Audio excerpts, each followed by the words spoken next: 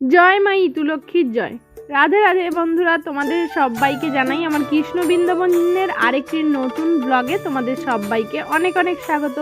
তো দিনটি ছিল কার্তিক সংক্রান্তি। সেই দিন অর্থাৎ কার্তিক সংক্রান্তির দিন ইতুমাকে ঘরে স্থাপন করা হয় এবং অজ্ঞান সংক্রান্তিতে এই পুজো নিজের মতো করে তারপর মাকে বিসর্জন করা হয়। তো কুমারী, সধবা, বিধবা সবাই এই ব্রত পালন করতে পারে। ইতু পূজার ব্রতকথাটি খুবই সুন্দর এবং সেটি যদি তোমরা আমার মুখে শুনতে চাও সেটা না হয় অন্য কোনো দিন শেয়ার করব। তো আজ সেই দিন ছিল যেদিন ইতুমাকে ঘরে স্থাপন করার ছিল। নানা কাজের ব্যস্ততার মাঝেও আমি এই পুজোটা করেছি। খুবই চাপের মধ্যে খুবই অল্প কিছু আয়োজন করতেই পেরেছি নিজের মতো করে। তো এখানে যেহেতু ইতু পুজো অ্যাকচুয়ালি সমস্ত কিছু, ইতু একটি বাংলার লোক উৎসব যেটির ওপর বেশ করে মূলত শস্য বৃদ্ধি ও ঘরের সমৃদ্ধির কামনায় এই পুজো মেয়েরা করে থাকে। তো এই পুজো খুবই সুন্দর একটি, আর বলা হয় আমি যতদূর জানি যে এই ইতু মা লক্ষ্মীরই আরেকটি স্বরূপ। তো সেই জন্য সেই ইতু লক্ষ্মীকে ঘরে স্থাপন করার জন্য যা যা গাছের প্রয়োজন, অর্থাৎ সুজনি, মানকচু কচু গাছ, কচু গাছ, কলমি শাক, একটি তুলসী গাছ, সমস্ত কিছু জোগাড় করে যতটুকু আমি পেরেছি জেনেছি সমস্ত কিছু জোগাড় করে মায়ের ঘরটা আগে পেতে নেওয়ার চেষ্টা করলাম। তো এই যে একটা আম্র পল্লব দিয়ে আর তার ওপর ঘটে জল দিয়ে আমি আমার পুজোটা করছি। গ্রাম বাংলার ঘরে ঘরে প্রায় আমাদের এখানে তো প্রায় ঘরে ঘরেই এই ইতু পূজা হয়ে থাকে। খুবই আনন্দের সঙ্গে এবং খুবই সড়ম্বরপূর্ণভাবে ইতু পূজা হয়ে থাকে। আমি যতটা সারাদিনের মধ্যে যতটা যা জোগাড় করতে পেরেছি সেইটুকু দিয়েই তো এসে পুজো করেছি এবং সেই পুজোই তোমাদের সাথে শেয়ার করার চেষ্টা করছি। তো এখানে আমি 5 কড়াই ভিজিয়ে রেখে দিয়েছিলাম আগের দিন রাতেই, সেগুলি দিয়ে দিলাম এবং তার ওপর বেশ কিছু আরও মাটি দিয়ে দিচ্ছি যাতে এই বীজগুলি থেকে যে সদ্য অঙ্কুরিত গাছগুলি যাতে সুন্দরভাবে বের হয়। আর আমি এটা শোনা কথা যে এই ইতুর ঘটে যত সুন্দরভাবে শস্য গাছগুলি সমস্ত গাছগুলি হবে তত সুন্দরভাবেই তোমার পুজো সম্পন্ন হবে এবং ঘর সমৃদ্ধিতে ভরে যাবে। তো আমি সমস্ত পুজোয় কোনো কিছু পাওয়ার আশাই করি না, কারণ এইটা আমার ভালো লাগা। এই পুজোটা আমি আগের বছর থেকে করছি এবং এই পুজোটা আমি করেছি হচ্ছে আমার মনসাতলা, যেখানে হরি ঠাকুর এবং মনসা বেদি যেখানে সেখানেই। তো এই যে দেখো সুন্দর করে আমার যেহেতু আগের যেটা ছিল কাঠের বাতনটা সেটাতেই আমি করেছি, আর তাতে অলরেডি আগে থেকে আলপনা দেওয়াই ছিল। তো এবার আমি ফুল দিয়ে মা ইতু লক্ষ্মীকে সুন্দর করে সাজিয়ে দিচ্ছি এবং আমার ঘরে এই একটি মাস থাকার জন্য আমি তার কাছে আমার আবেদন জানাচ্ছি।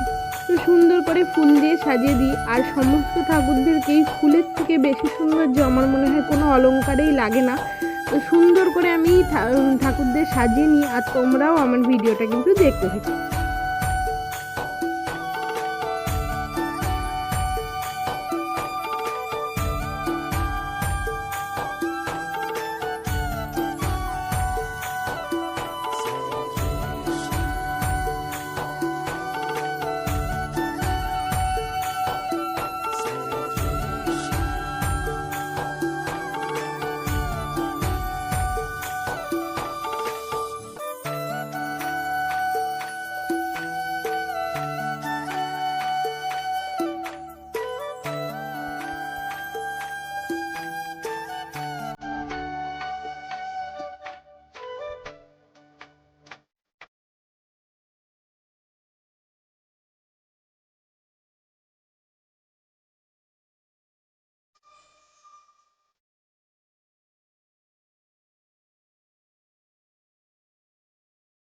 আমি কিছু ফল এবং আমি যেহেতু আমি জানি যে ইতু মায়ের ক্ষেত্রে আতপ চাল এবং বাতাসা এটি প্রতিদিন পূজাতে লাগে। তো সেখানে আমি কিছু ফল, আতপ চাল, বাতাসা এবং মিষ্টি এটুকুই আমি জোগাড় করতে পেরেছিলাম সেদিন পুজোর জন্য। তো সেটা দিয়েই আমি এবার আমার পুজোটা সম্পন্ন করব। তো চলো তোমাদের সাথে আমি শেয়ার করে নিই যে আমি ইতু মাকে ঘটে জল দেওয়ার মন্ত্র। তো আমি যেটা ঘটে জল দেওয়ার সময় বলে থাকি সেটা হচ্ছে, ইয়েতি ইয়েতি নারায়ণ তুমি ইয়েতি ব্রাহ্মণ, তোমার শিরে ঢালি জল অন্তিমকালে দিয়স্থল। তো তো এই মন্ত্রটা বলেই আমি ঘটে জল দিই, এবং আমি পুষ্পাঞ্জলি মন্ত্র হিসাবে বলি সেটা হলো নম ইতুলক্ষ্মী নম, নম সূর্যদেবায় নম। তো এই মন্ত্রটা 3বার বলে আমি আমার ইতু পুজোটা করে থাকি। ইতু পূজা করার খুবই ইজি। তো যদি কেউ করতে চাও, এই বছর তো চলে গেল, সামনের বছর থেকে অবশ্যই করো, ভক্তি ভরে মন দিয়ে। কি প্রসাদ দিলাম, কতটা কি আড়ম্বর করলাম, সেটা আমার প্রথম থেকেই বলি, ইনফ্যাক্ট প্রতিটা ভিডিওতেই বলি যে সেটাই কিন্তু সবচেয়ে বড় নয়। মনের ভক্তিটাই ভগবানেরা দেখে, ভগবান সবসময় মনের ভক্তিটুকুই নেয়।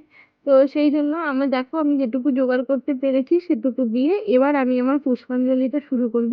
তো তোমাদের যদি ভিডিও ভালো লাগে, এই ভিডিওটা এতটুকু স্কিপ না করে পুরোপুরি দেখতে থাকো।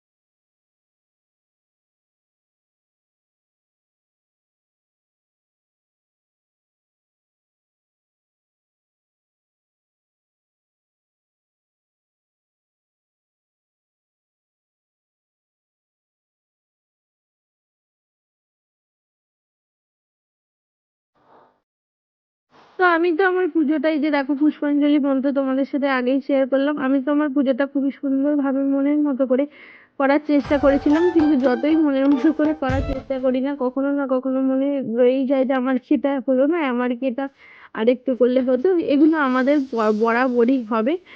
তো আমি দেখো এই যে পুষ্পাঞ্জলি দিয়ে নিলাম, আর এরপর আমি আমার আরতিটা শুরু করব। তো আরতিটা শুরু করার সময় দেখো বন্ধুরা, আমার মাথায় আরতি মানে একটাই আসে, সেটা হচ্ছে হরে কৃষ্ণ কৃষ্ণ কৃষ্ণ হরে হরে, হরে রাম রাম রাম হরে হরে। আমাকে তোমরা আমার আরতি করতে বেশিরভাগ এই মন্ত্রের সাথেই দেখেছো। তো এটি আমি বললাম, এবং আমি আমার পুজোটা সম্পন্ন করলাম। তো তোমরা বন্ধুরা, অনেক দিন ভিডিও দিতে পারিনি, তার কারণটা আগে তোমাদের বলে দিই। তার কারণ হচ্ছে আমার মেয়ের এক্সাম চলছিল, এবং তার সাথে সাথে আমার কিছু অফিসিয়াল কাজে খুবই ব্যস্ত ছিলাম।